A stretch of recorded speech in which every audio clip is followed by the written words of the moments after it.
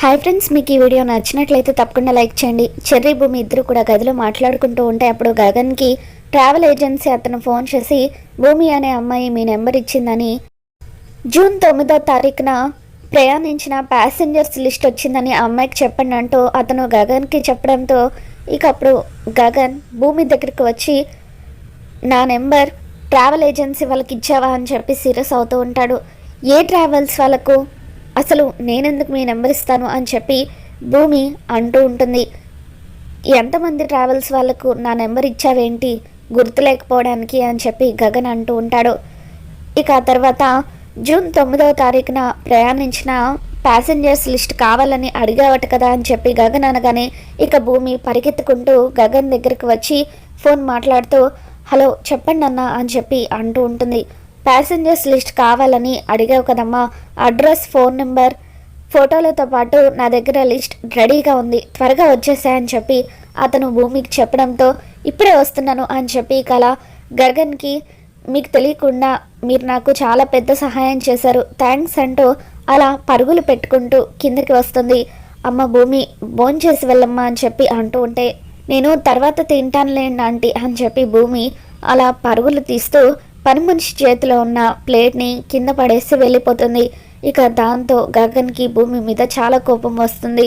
అసలు ఈ అమ్మాయి చూసావా అమ్మ, నీట్గా ఉండడమే తెలీదు, ఇటువంటి బిహేవియర్ ఉన్న వాళ్ళను నేను ఎక్కువ కాలం భరించలేను, ఏదో నీ గురించి ఇంట్లో ఉండనిస్తున్నాను, ఇకపై ఒక్క క్షణం కూడా ఆ అమ్మాయిని నేను ఇంట్లో ఉండనివ్వను అని చెప్పి గగన్ అంటూ ఉంటాడు.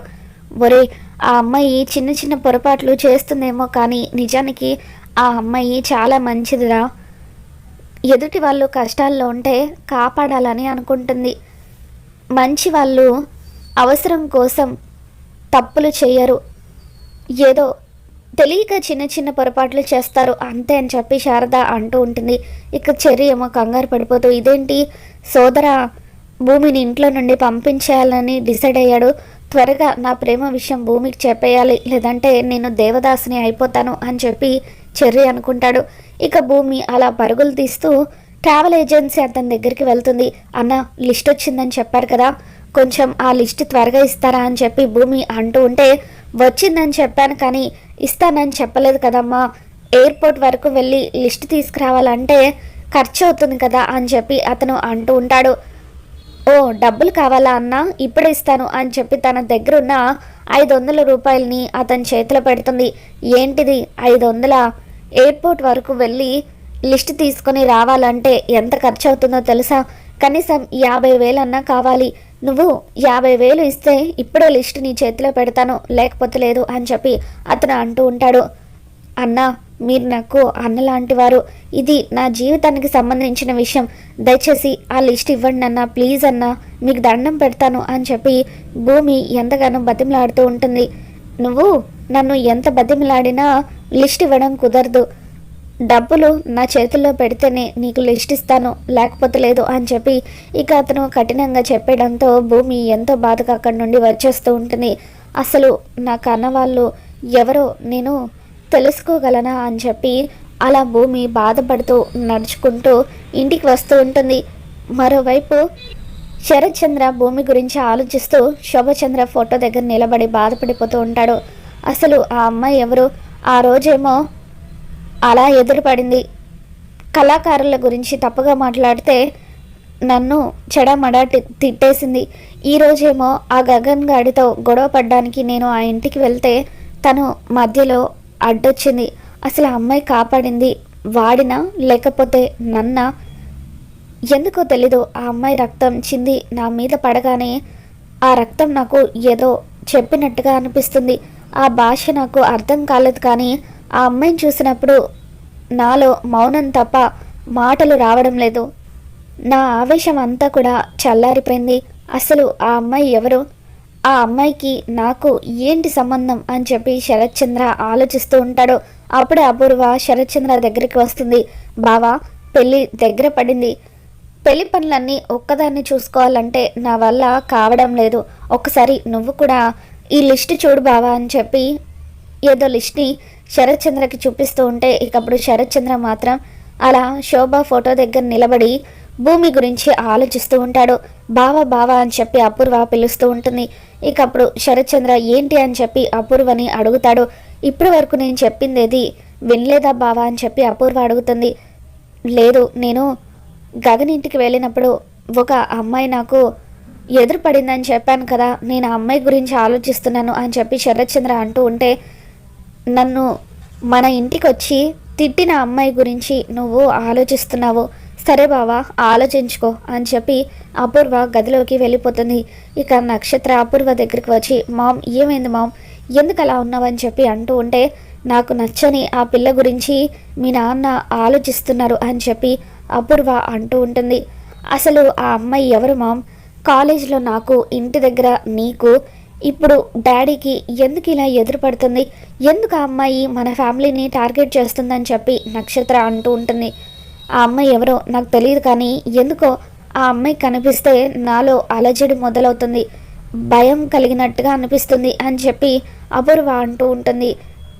ఎవరో ఆ అమ్మాయి గురించి నువ్వు భయపడ్డం ఏంటి మామ్, ఖచ్చితంగా దాన్ని నేను జీవితంలో కోలుకోలేని దెబ్బ కొడతాను, ఇంకెప్పుడు కూడా మన వైపు రాకుండా చేస్తాను అని చెప్పి నిన్ను బాధ పెడితే నన్ను కూడా బాధ పెట్టినట్టే, అందుకే ఆ పిల్లని దెబ్బ కొడతానని చెప్పి నక్షత్ర అంటూ ఉంటుంది.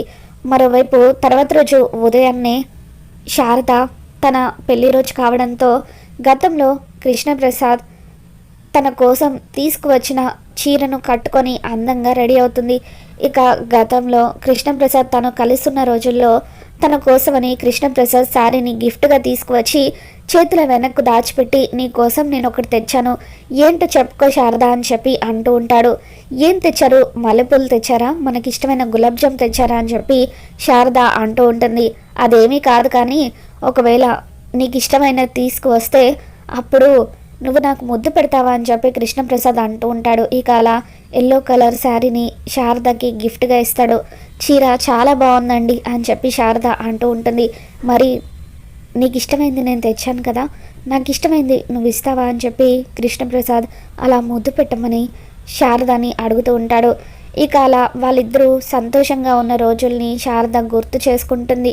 ఇక అలా దేవుడికి దండం పెట్టుకొని వాళ్ళ పెళ్లి కార్డుని తీసి చూసుకొని ఇక మురిసిపోతూ వెంటనే కృష్ణప్రసాద్ దూరమైన సంఘటనని గుర్తు చేసుకొని కన్నీళ్లు పెట్టుకుంటూ, దేవుడా మా ఇద్దరికి పెళ్లి జరగాలని, మేము ఒకటవ్వాలని ఆశీర్వదించావు, కానీ మేము కలిసి ఉండాలని ఆశీర్వదించలేదా తండ్రి, మా ఇద్దరికి పెళ్ళైందనడానికి ఈ పెళ్లి కార్డు, ఈ పెళ్లి రోజు తప్ప ఇంకేమీ లేదు, ఆయన మాత్రం నాకు దూరం అయిపోయారు అని చెప్పి ఇక శారద ఆయన బాగుండాలంటూ కన్నీళ్లు పెట్టుకుంటూ ఆ పెళ్లి కార్డుకి పసుపు రాసి బొట్టు పెట్టి తన మంగళసూత్రానికి కూడా పసుపు కుంకుమలు పెట్టుకొని ఇక అలా దేవుడికి దండం పెట్టుకుంటూ ఉంటే అప్పుడే భూమి అక్కడికి వస్తుంది. ఏంటంటే ఈరోజు విశేషం, మొహంలో కొంచెం కళ తగ్గినా కూడా చూడ్డానికి లక్ష్మీదేవిలాగా కనిపిస్తున్నారు అని చెప్పి అంటూ ఉంటుంది. ఇక అలా పెళ్లి కార్డుని చూసి, ఈరోజు మీ పెళ్లి రోజా ఆంటీ అని చెప్పి అడుగుతూ ఉంటుంది. అవునమ్మా అని చెప్పి శారద అనగానే, ఏదో పెళ్లి కార్డు అనుకోకుండా కనిపించింది అని శారద అంటూ ఉంటే, ఓహో అనుకోకుండా కనిపించిన పెళ్లి కార్డుకి పసుపు రాసి బొట్లు కూడా పెట్టారా ఆంటీ అని చెప్పి భూమి అడుగుతూ ఉంటుంది.